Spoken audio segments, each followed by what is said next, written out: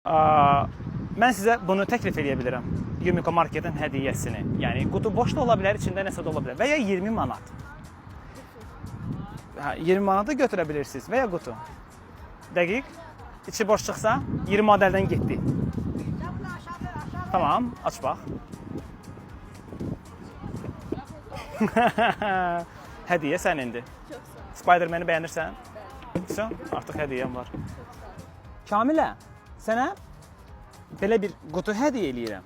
Sən bunu seçə bilərsən və ya bunun yerinə, bunu istəmirsənsə, 20 manat seçə bilərsən. 20 manata özünə şirniyyat ala bilərsən, su ala bilərsən və ya Yumiko Marketin qutusunu. Nə seçərsən, nə istəyərsən?